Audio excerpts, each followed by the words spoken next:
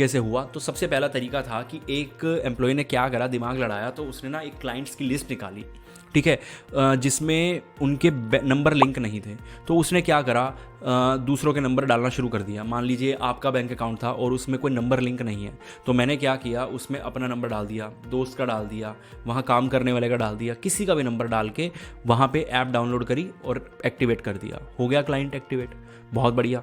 तो इस तरह से ये चीज़ होनी शुरू हुई। तो ये 2 स्टेप में काम हो गया। पहले वो क्लाइंट ढूंढो जिनका बैंक अकाउंट उनके फ़ोन नंबर से लिंक नहीं है और अपना बहुत बढ़िया काम करो। सेकंड चीज़ इन्होंने क्या करी कि ये कस्टमर को कॉल करते थे और बहुत सारे कस्टमर्स जो ओल्ड एज के थे या फिर जो बहुत ज़्यादा पढ़े लिखे नहीं थे, जो छोटे छोटे फ़ोन चलाते हैं, कीपैड वाले फ़ोन, उनसे बोला कि आपको बहुत ज़्यादा ऑफर आएंगे, आपका बैंक अकाउंट नहीं तो बंद हो जाएगा, आप मुझे अपनी सिम दे दीजिए, मैं ऐप डाउनलोड कर देता हूँ। तो ये उनकी सिम लेके क्या करते थे, अपने फ़ोन में डाली और उनके नंबर से OTP आया, रजिस्टर किया और हो गई ऐप डाउनलोड और वापस उनको उनकी सिम डाल के दे दी।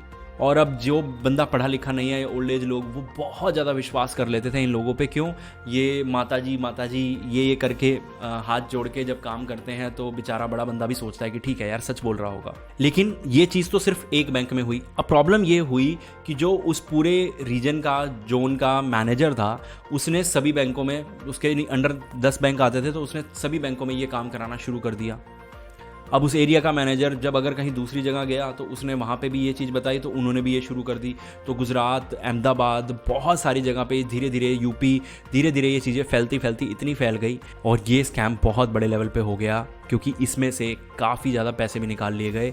और वो पैसे कितने थे वो नेक्स्ट पार्ट में देखिए। थर्ड पार्ट में मैं इन्वेस्टिगेशन के 2 क्वेश्चन आपको बताता हूं जो इनसे पूछे गए थे। सबसे पहले ये पूछा गया था कि क्या कोई भी ऐसा बैंक अकाउंट है, 2-3 बैंक अकाउंट जिनके साथ सेम नंबर अटैच हो?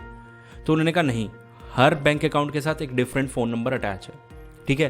तो जब छानबीन की गई तो सामने आया कि 47 बैंक अकाउंट के साथ एक ही फ़ोन नंबर अटैच था।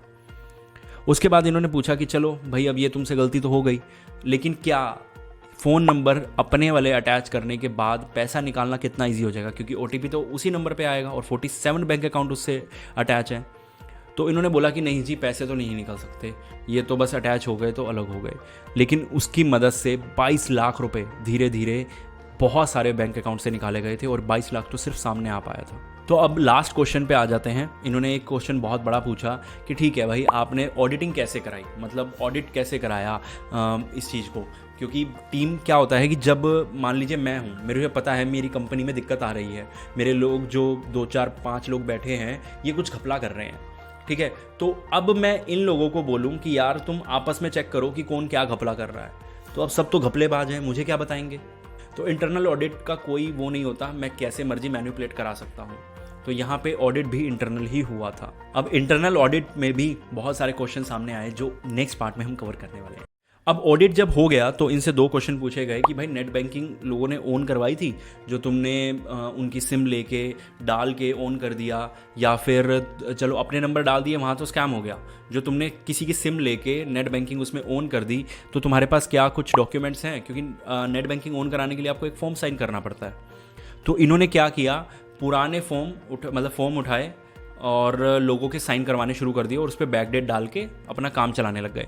अब ये तरीका बहुत आसान नहीं था, क्योंकि लोग इतनी आसानी से साइन नहीं करते थे ब्लैंक डॉक्यूमेंट पे, और जिसको नेट बैंकिंग ऑन ही नहीं करानी वो क्यों करेगा?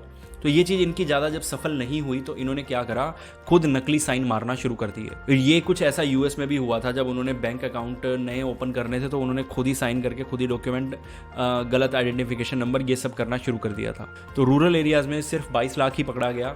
और सबसे बड़ा जो मजाक हुआ इस पूरे सिनारियों में वो ये कि सिर्फ और सिर्फ जो बैन लगा ना, वो ये लगा कि आप अपनी ऐप पे नए लोग शामिल नहीं कर सकते, आप अकाउंट ओपन करवाओ, सब करवाओ, ठीक है।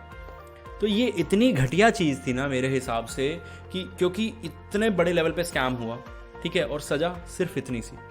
तो मेरे हिसाब से ये सज़ा बहुत ज़्यादा बड़ी होनी चाहिए, ताकि और बैंकों को और लोगों को काफ़ी सबक मिले।